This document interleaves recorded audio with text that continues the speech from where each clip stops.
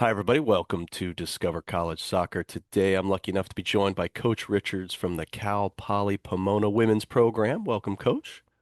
Hey Matt, how you doing? Appreciate you having me on. Yeah, excited to have you on. I mean, it's always good to talk to one of those perennial powerhouse programs like you guys, and then see what's cooking over there. We're talking here early January. Um, where are you guys at right now in terms of your recruiting? I'm guessing the 26s are done, but maybe you're looking at the portal. Like, where are you at with 27s? Kind of what does all that look like this time of year for you? Yeah, it's definitely, I mean, the landscape's always changing, I think, with all the new rules of NCAA. But for us right now, yeah, we've brought some spring transfers in. We have our kind of freshman class for 2026 already kind of locked in and taken care of. So then we're kind of focusing on 2027s while also being aware that who knows at the end of spring, will there be some changes and there's a last minute transfer at that point? Does one of our players get injured during spring, and that changes kind of how things are on our end. Um, but yeah, we're kind of now starting to focus on 2027s. We've already got a couple committed for that class as well. And then, maybe start identifying some 2028s as well, but that's not our main focus at this point. The transfer portal has definitely changed things, and when the roster cap for D1s, it's definitely thrown everyone for a bit of a loop and is changing the way maybe people are doing things at this point. But I'm sure it will change again next year. It just seems to be there's always something new to have to deal with. Yeah, I mean, when you just take a quick glance at your roster, you see a handful of transfers in there, and that's not surprising. Seeing, maybe some kids who, D1, D1, D1, and then maybe it didn't work out, and now they're like, oh, hey, I can go play for you know, a top five D2 program, then they get that opportunity. It makes a lot of sense. So how do you guys, I mean, what is there anything that's making or guiding your decisions where it's like, hey, I think we want two transfers instead of two incoming freshmen, or is it replacing people who leave, or is it just, hey, we're going to try to get the best possible players to help us win a natty? Yeah, it's a bit of all of it. Obviously, we're always looking for the best players, so regardless of whether that's a freshman or a transfer or whatever. But I think definitely years where we lose more experience, it's harder to get that experience, obviously, through freshmen. So this past season, we had a number of starting, seniors graduate out. So it makes sense that maybe we're going to have to bring in a few more transfers than we normally would in other years. Um, it's you can never really go like for like as much as you want to. There's always going to have to be a bit of a bit of luck here and there, and you try and do your best. Ultimately, we always are going to bring in probably more freshmen than transfers because you want to build a culture of your program. So this year we have more freshmen coming in than transfers. However, we have got more transfers coming in this year than maybe we did in the previous year because we had more seniors graduate out. Um, with the transfers, it's always interesting. I think it's for us, it's always seems to be successful, more successful when it's transfers that we actually have some sort of connection to already. We're obviously really fortunate being in California. A lot of people want to come to California, and a lot of Californians maybe left for a year, then want to come back because they realized maybe that wasn't, the right choice in the first place when they went to a certain school. And obviously, there may be players that we tried to recruit when they were freshmen, they went somewhere else, they kicked back to us, or there's clubs with a lot of coaches and directors that we know and we have relationships with. So when a player does come up, it's someone we can get a lot of readily available information on, and someone we can see will it fit our culture, our program or not. I think going in with blind transfers is not something that we do the same as maybe other programs do. We'd like to have a little bit more of a connection with them beforehand, just so we know if they're going to fit. Because it is different coming in as a sophomore going into your junior year, and you've already been through the process a bit. You can have certain ideas in your head of what you think a college program should be like, as opposed to a freshman where it's all brand new and scary and all those things. So yeah, we try and balance it out. But I think the biggest thing is when you lose experience, it's a lot more likely you have to bring in some transfers to kind of rebuild that experience and have some college kind of used to training every day, being in the weight room, having to have a really grinding season in the fall, dealing with that, the academic piece. Freshman, it's all new, whereas a transfer has at least a bit of experience on that. Yeah, for sure. Well, you mentioned that roster cap on the D1 side. Is there a roster size you guys like to be at each year that you're shooting for? So we our kind of actual athletic department kind of has a semi roster cap on us because there is a thing about you can only have so many players and still provide a good experience for the student athlete. So we try and limit ourselves. It's actually 33 is kind of the limit for our department based on we have three full-time staff. There's 11 players who can be playing, three times 11, 33. It's kind of a good way of balancing that out. Last year we had 32. I think somewhere in that range of 28 to 32, is probably where we like to be at, just based on the amount of injuries you're likely to get because of the way the college season is and it's so condensed and so intense. You're always going to have a number of players who just happen to be out for whether it's a short period with a little niggly injury or unfortunately maybe a more of a major one. So in order for us to always be able to play 11v11 at training, we have to always be aware, well, we want to have 22 healthy players, and we need 20 healthy field players. If there's going to be 5 to 6 injuries at any one time during the season, we need to have over that to make sure we can buffer it and have the options to play 11v11 and work on what we want to work on tactically. So yeah, somewhere in that sort of range is what we look for. And I know there's some departments where they let them go up to like 40 players on a roster. That's our department wouldn't allow that, and I don't think any of our staff would like to have that anyway. So we kind of feel good about where we're at with our roster sizes over the last few years. Okay. Well, I mean, we're talking here January 8th. This weekend is the big ECNL showcase in my backyard at Lakewood Ranch. What are some of the events that you guys make sure you get to each year to see players? Kind of what are on your must hit list? Yeah, I'd love to say we'd be in Florida for that one. Again, it doesn't quite, our budget doesn't quite Yeah. stretch that far. I mean, obviously, all the bigger leagues, the major leagues, your ECNLs, your GAs, we're any of the ones that are local to us, so California, maybe Arizona, we're going to try and be at.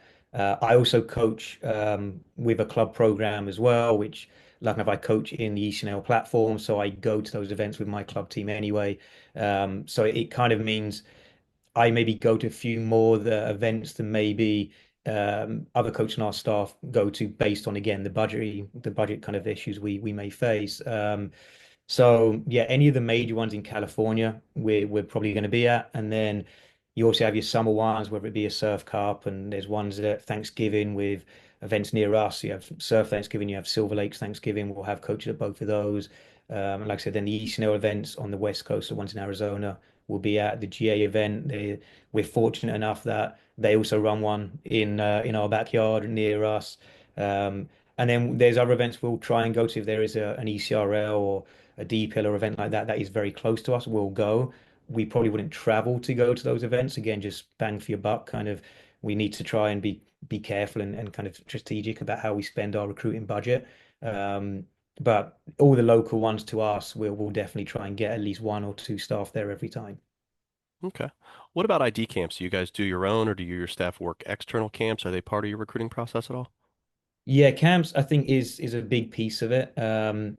We run our own camps. We actually have one coming up in this winter in February, and I think you've got camps at the site of the school itself can be very beneficial because it means one, the player gets to actually see the campus, and I think that's if they're going to be somewhere for 4 years, they need to make sure they at least visit the campus and see the environment.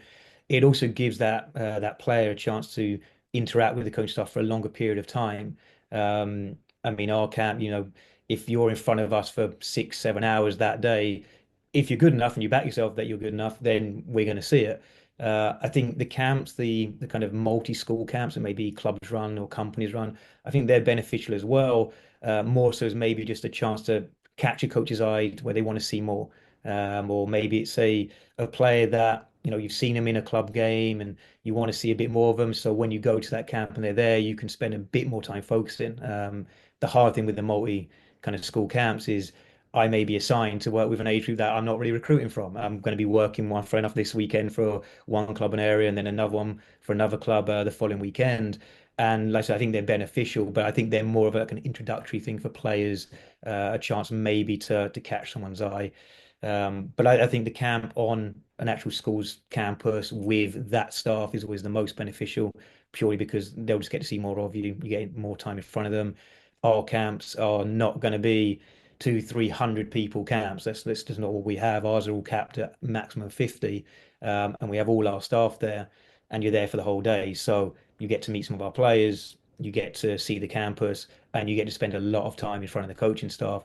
So if you are good enough, it's probably going to be a lot easier to be seen than us watching you at a showcase event for 20, 30 minutes and a half when maybe you only played for a certain amount of time when we were there and then we had to go and catch another game. Again, those are much more identifying, whereas our camp we can actually use as a true like let's really see, do they fit us? Do they fit our program? Okay. Well, whether it's camp, showcase, event, whatever it is, kind of what makes up that hierarchy of things you guys are looking for in a player both on and off the field. I mean, we look for all players ultimately to bring value to the program, and you can bring value in a lot of different ways because your time at the program, things may change with your playing position in regards to are you even able to play? You may be injured, but can you still bring value to the program? You may be a starter, great, but you may not be a starter. Can you still bring value to the program? So what we look for is yes, there may be fundamental things we need technically and physically you have to be able to do in order just to be effective and to be able to compete.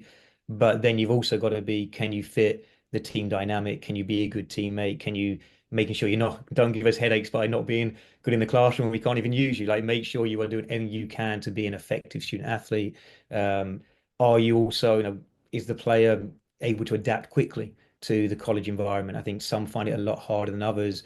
Again, not always on the soccer piece, but it may just be on the just the grind of it. It's not easy being a college athlete. Um, being able to look after yourself, being willing to get up early to go to see the trainers before we train.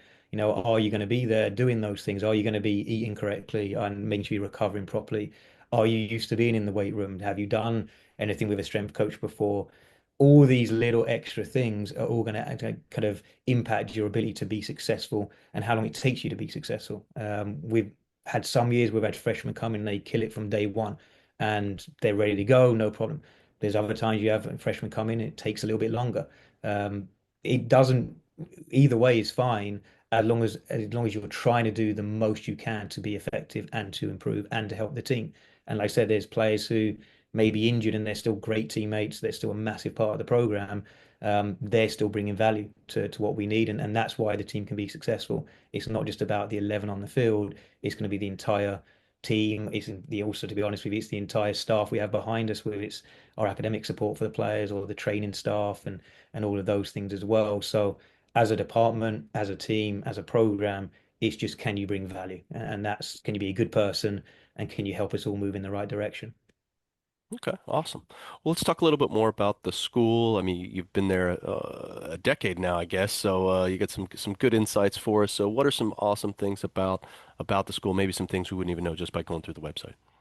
Yeah, I mean, I think it is an awesome school. Yeah, absolutely right. The big thing is it's a bit of a I think a surprise for people when they first come on campus. 'Cause when you think about schools in LA and you think of the CSU schools out there, a lot of the time they're maybe more just built up buildings. It's maybe not as open. You come to our campus, it's extremely open. It's extremely green. It's fun enough. Our actual campus is built on the old ranch of the Kellogg family, like the Kellogg cereal company. That family, it was their ranch, and that's why we have horses on campus and other animals and things like that. It's a very much once you get on site, it suddenly seems everything opens up. And I don't think people are aware of that until they come. And it's hard to actually see that looking online or even with virtual tours. And then as a school itself, we're lucky for us to recruit good players. Female soccer players like good academics, and we're an extremely good school for a number of different subjects. We offer a lot of different majors. So I think for us being in California, the weather obviously is nice and it helps, and we have a great stadium facility, great playing surface, all those things which a lot of other schools might have as well.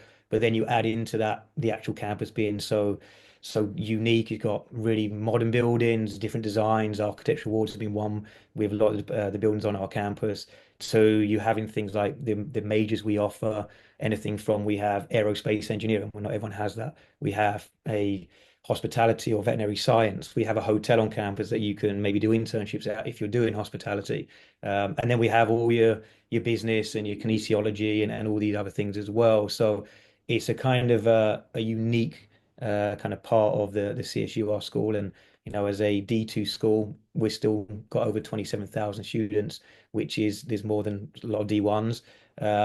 But then our class size is still very, very small, and so you have that kind of nice intimate learning experience, and even the polytechnic way of teaching in general is a little bit different as well, with the kind of learn by doing mindset, and actually doing things like internships and apprenticeships and lab work and all those kind of things.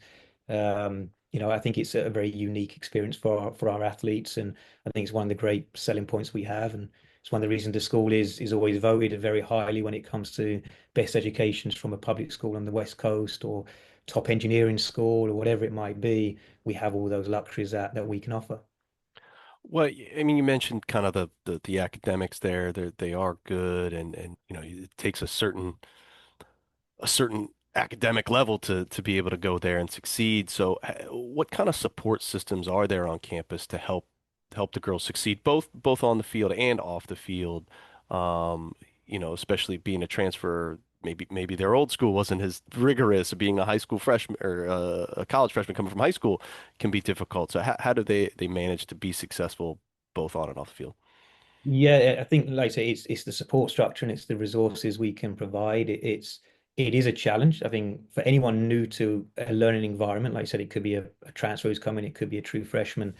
Our job as a staff is to help try and just facilitate them getting, understand how to work in that environment and being successful. So, on an academic front, yes, you have the luxury of maybe getting priority registration. Most schools will have that. That is an immediate kind of benefit, just you can plan your classes. But there's also going to be an advisor for their actual major, their what they're taking. Then we also have an academic advisor just for the athletes as well.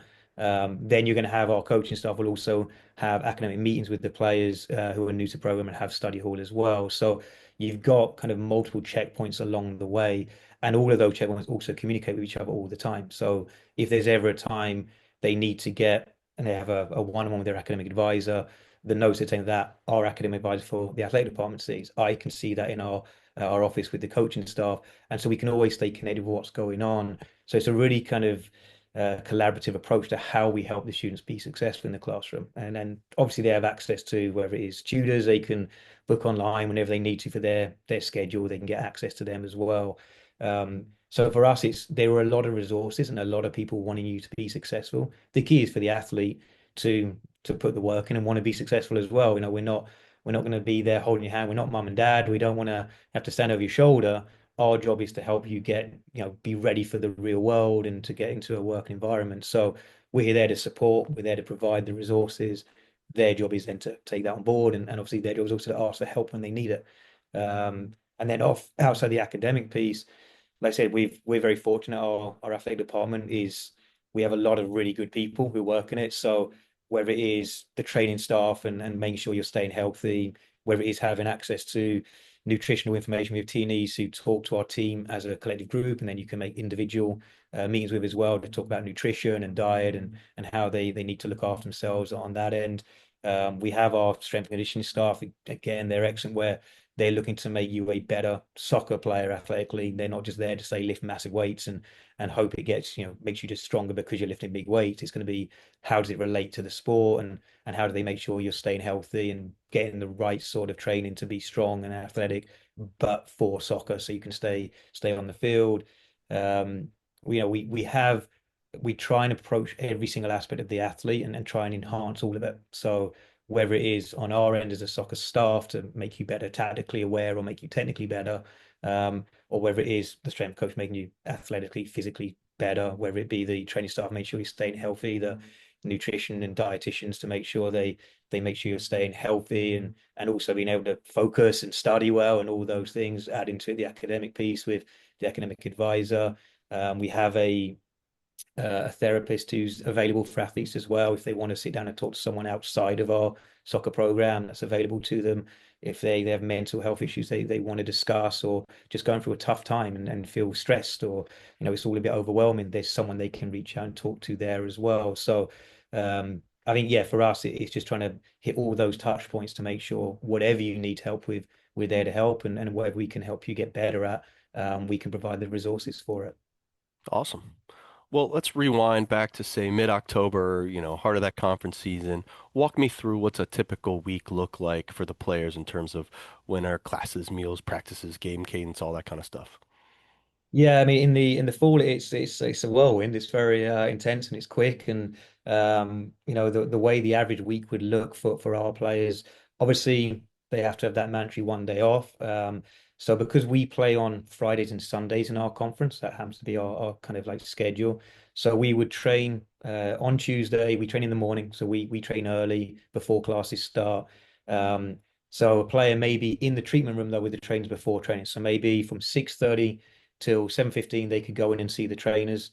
um, on the field 7:30 where we'll then start warming up, get the girls going, finish training around about 9:15. Then they'll go to the strength and conditioning staff on the Tuesday, be in the weight room with them. Wednesday, same again, in the trainers early in the morning if they need any treatment, anything need to get done. Then we're back on the field, train to about 9:15 again. Won't go to the weight room on that day. Thursday, see the trainers in the morning, train in the morning on the field, go to the strength and conditioning staff again. Thursday, more for us because it's obviously the day before a game. It's more mobility, flexibility, things like that. Just making sure they're going to be ready to go for the next day. Then it'd be play Friday. Generally, our games are kind of in the evening, like a 4:30 sort of game. Saturday train again. Now, if you played big minutes on the Friday, your Saturday is going to be more recovery and rolling out and just getting the blood moving and things like that. If you didn't play or you played low minutes, you're more likely to be getting some touches on the ball and actually still kind of training a little bit and trying to just stay sharp. Play again Sunday. And then Monday would be the day off. But again, even on your day off, that's a day off from soccer, but players will be in the treatment room, getting treatment again, seeing the training staff. Maybe we'll have academic meetings with our players that day as well. Obviously, any players who want to drop in and just have a chat, our office is always open to them as well. So Monday is like a good reset day, them just to kind of get themselves back to where they need to be at physically, and then we can chat some about any sort of academic things like that. And then it all starts again, then back on the field Tuesday, and then off we go. So that's kind of our normal week. And obviously we have some travel where we may have to fly to Northern California or take a long bus ride somewhere within the state. Um, in our non-conference schedule, every other year we may go out of state, maybe to a surrounding state like a Colorado or a Washington. So when those travel days come up, it maybe impacts it a little bit, but generally that's pretty much our kind of weekly schedule during the fall. Okay. Well, let's talk about the staff. Kind of walk me through who else is on staff, what role does everybody play, what's that look like? Yes, so you've got Jay Mason's the head coach, and he's been head coach since 2016. Obviously, his only the buck stops with him. He's the guy that makes all the final decisions. Um, and then I've been there actually a year longer than Jay. I was there 2015, just volunteering with the kind of former staff. And when Jay came in, we had a great chat. I decided to stay on and help out for during that time as well, like a transition period, and then I carried on being like a volunteer till 2019, became full time at that point. Um, and my role, I mean, we're very collaborative with how we do things, myself and Jay. And then Emma Greenwood is the newest member of staff. She joined us this past season. We've had an assistant the year before that who took another job at another program. She got elevated to a different school in the area.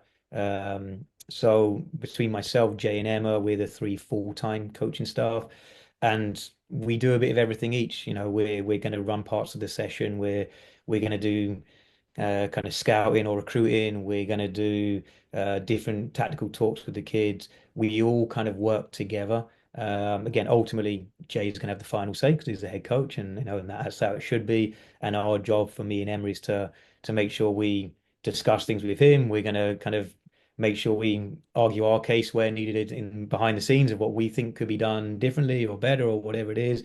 And then we got to support him in, when it's the final decision. And I think what's good about our staff is we're all willing to give an opinion and we're all willing to actually, we feel comfortable kind of make sure everyone knows, okay, what do we think about this particular player or this particular matchup or this upcoming game? Um, and we work together. And I think that's one of the reasons we're successful is it's not just a bunch of yes men just standing there as robots, just picking up cones and being told what to do, and that's it. It's more being part of a coaching staff. And at the same time also recognizing where, what is the hierarchy and making sure, in the end we have a united front to make sure we're all on the same page when it comes down to it, and when we talk to the players and as a group knowing that this is the direction we're going in. It's just making sure we all have an opinion based on what we see. I think there may be bits where, Jay himself was actually a goalkeeper, so there's times where he'll work with the goalkeepers as well, even as a head coach, and that's I'd assume very unusual for a lot of staffs where the head coach is going off and doing sessions with the goalkeepers. But I think that's again something unique about our program that works well. We had a goalkeeper coach last year was on top of the three of us as a staff in 2024. Unfortunately, we didn't have him available for this year, so it was more just the three of us, and so Jay did a bigger role with the goalkeepers this year. So things can change based on staffing and what happens at that time. Um, and then so when that's going on, maybe I'm running the whole of the field player group, taking them through the first two, three parts of a session on a technical thing or transitional exercise or whatever it is, and I may be running that. Maybe we have multiple groups in. I'm running one group, Emma's running another group, Jay's with the goalkeepers. Then we maybe bring everyone together, and then we're again collaborating on all the drills and exercises we're doing. And then yeah, on the recruiting front, we're all kind of all doing it together. We're all at the events together, or we'll split ourselves. One's at one event, one's at another. When it comes to the camps, we're all working the camps together, making sure we're all getting eyes on the players we're looking at. So overall, I feel it's just a very collaborative approach as a staff, and we all do a little bit of everything. Some take a bigger lead in one than the other at any time of the year, and that could again be on the soccer side, could be on the academic piece. Maybe I'm having the academic meetings with the players. It just depends. But we all want to help each other out, and we all want to make sure the players are getting the attention they deserve and the attention they need to be successful. Awesome. Well, really appreciate all the insights you've given us, and going to leave you with one last question, and that is, if you had one piece of advice for someone going through this college recruiting process right now, what would that be? I mean, it's advice for the recruiting process just as well as soccer and as well as life in general. I think one of the ones I like is if you can change your mindset to from what if to even if. I think a lot of the time people they're scared of things and it's like, well, what if I do this and what if it goes wrong? And I think that's if you can change that to even if you have a different approach to things. If you look at I'm going to reach out to a coach or I'm going to go to camp and what if I don't play well? And you get nervous about things, does that mean you're going to give up and you're going to stop? Or is it going to be, well, even if I don't have the best day, I'm still going to go again. I'm still going to, if I miss a shot, I'm going to take another shot. If I do well, I'm still going to keep working hard. I think it's not like, well, I had a great game, we won. Oh, tomorrow I can take it easy. It's like, even if we won, we're going to keep going hard. And I think changing that mindset on everything you do, and even with the approach with the recruiting process, just have an even if mentality. It doesn't matter. Things will go wrong. It's not always perfect. Everything in life that can be challenging. So even when those challenges arise, keep going, keep doing the right things, keep persevering, and eventually you're going to get the rewards you deserve. So that'd be my biggest thing. Yeah, change what if to even if. I love it. I think I might be pulling that one out on my high school girls tonight. That's good stuff. Well, Coach, really appreciate the time. Uh, Unfortunately, I probably won't see you down in Florida at any recruiting events. We're a little far away for you guys, but wish you the best of luck, and hopefully you'll get back to that national championship soon. Appreciate it. Thanks very much.